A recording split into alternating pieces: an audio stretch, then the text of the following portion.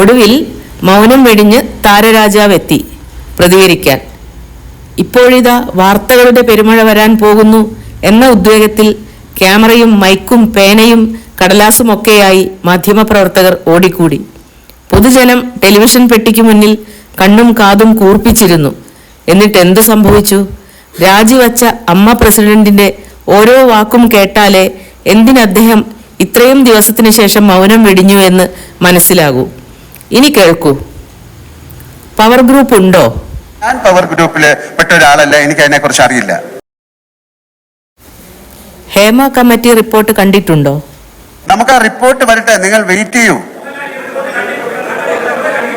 ഞാൻ എങ്ങനെയാണ് കാണുന്നത് ഈ റിപ്പോർട്ട്? എന്നെ വിളിച്ചതാണ്, ഞാൻ പോയി സംസാരിച്ചിട്ടുണ്ട്.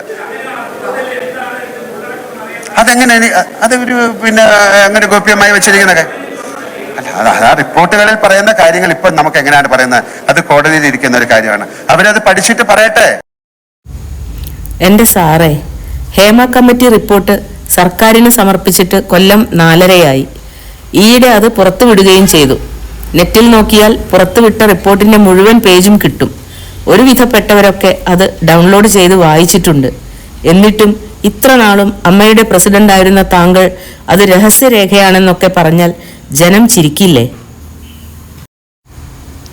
അടുത്ത ചോദ്യം. മലയാള സിനിമയിലെ ലൈംഗിക പീഡന വെളിപ്പെടുത്തലുകളെ കുറിച്ച് എന്തു പറയുന്നു? ഇവിടെയാണ്, സിനിമയിലല്ലാതെ എത്രയോ സ്ഥലത്ത് നമ്മൾ കേൾക്കുന്നതാണ്. അമ്മ എന്ന് പറയുന്ന സംഘടന ഇതിനെല്ലാം പ്രതികരിക്കണം എന്ന് പറഞ്ഞാൽ നമുക്കിത് അറിയാം. ഇതൊരു വലിയൊരു ഇൻഡസ്ട്രി അല്ലേ. ഈ WCC അമ്മ എന്നൊക്കെ ഉള്ളൊരു വിഷയം ഇടൂ, മലയാള സിനിമയെ പറ്റി സംസാരിക്കൂ. അതിൽ എന്ത് വേണമെങ്കിലും ചെയ്യാൻ തയ്യാറല്ലേ? നിങ്ങൾ എല്ലാവരും കൂടെ ചേർന്ന് ചെയ്യൂ. താങ്കൾ പറഞ്ഞു വരുന്നത് ഇക്കാര്യത്തിൽ അമ്മയെ കുറ്റപ്പെടുത്തരുത് എന്നാണല്ലോ. ഇത് അമ്മയുമായി ബന്ധപ്പെട്ട വിഷയമേ അല്ലെന്നാണല്ലോ. പക്ഷേ താങ്കളുടെ സംഘടനയിലെ പല നടീനടന്മാരും പറഞ്ഞത് അമ്മയ്ക്ക് തെറ്റുപറ്റി എന്നാണല്ലോ, തിരുത്തണമെന്നാണല്ലോ. ഒരുപാട് പേര് പറയുന്നു ഇങ്ങനെയല്ല ചെയ്യേണ്ടത്, ഇങ്ങനെയാണ് ചെയ്യേണ്ടത്, അത് ചെയ്തത് ശരിയായില്ല. അവര് വരട്ടെ മുന്നോട്ട്. ഒരു ഇലക്ഷൻ വെക്കാം, ഒരു ജനറൽ ബോഡി വിളിക്കാം, അതിൽ ആർക്ക് വേണമെങ്കിലും ഏത് സ്ഥാനത്തേക്ക് മത്സരിക്കാം. ചോദ്യങ്ങൾക്കൊന്നും ശരിയായ ഉത്തരമില്ലല്ലോ. നിങ്ങൾ ചോദിക്കുന്ന ചോദ്യങ്ങൾക്ക് എനിക്ക് മറുപടി പറയാൻ സാധിക്കില്ല. കേരള പോലീസിനായാലും കേരള പോലീസല്ലേ നോക്കണ്ട, ഞാനാണോ? നിങ്ങൾ ചോദ്യങ്ങൾ ചോദിക്കാൻ നിങ്ങൾ തയ്യാറായിട്ടാണ് വന്നത്. പക്ഷെ എനിക്ക് ഉത്തരങ്ങളില്ല. കാര്യം എന്റെ കയ്യിൽ നിൽക്കുന്ന ഒരു കാര്യമല്ല, നിങ്ങളുടെ കയ്യിലാണ് ഈ കാര്യം നിൽക്കുന്നത്. കാര്യം അത് സംഭവിച്ചു പോയി.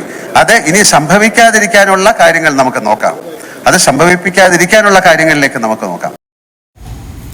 ഈ പ്രതിസന്ധിക്ക് അമ്മ ഉത്തരവാദിയല്ല, നടീനടന്മാർ ഉത്തരവാദികളല്ല. പിന്നീട് ആരാണ് ഉത്തരവാദികൾ? കാര്യം ഒരാൾ മാത്രം ക്രൂശിക്കപ്പെടുക അല്ലെങ്കിൽ ഒരു സംഘടന മാത്രം ക്രൂശിക്കപ്പെടുക എന്ന് പറയുന്നത് ശരിയല്ല. ഒരുപാട് സംഘടനകളുള്ള ഒരു വലിയ ബൃഹത്തായ ഒരു ഇൻഡസ്ട്രിയാണ് സിനിമ. ഈ ഒരു വലിയ ഇൻഡസ്ട്രി തകർന്നു പോയാൽ ഒരു പക്ഷേ നിങ്ങൾക്ക് എല്ലാവർക്കും സ്നേഹമുള്ള ഒരുപാട് പേര് നിസ്സഹായരായി നോക്കി നിൽക്കേണ്ടി വരും. ഇത് വലിയ നാഷണൽ ന്യൂസായി ഇന്റർനാഷണൽ ന്യൂസായിട്ട് ഈ വ്യവസായം തകർന്നു പോകരുത് എന്ന് ആത്മാർത്ഥമായിട്ട് ആഗ്രഹിക്കൂ. നിങ്ങളും എന്നോടൊപ്പം ആഗ്രഹിക്കൂ. ദയവ് ചെയ്ത് ഇതിൽ കൂടുതൽ എനിക്കൊന്നും പറയാനില്ല. Thank you so much. Thank you. അപ്പോൾ പിന്നെ ആരാണ് ഉത്തരവാദികൾ? മാധ്യമങ്ങൾ തന്നെ. അതാണല്ലോ ഇദ്ദേഹം പറഞ്ഞ് അവസാനിപ്പിച്ചത്. മന്ത്രി താരം കണ്ണുരുട്ടി പറഞ്ഞത് താരരാജാവ് ചിരിച്ചു പറഞ്ഞു. അത്ര തന്നെ.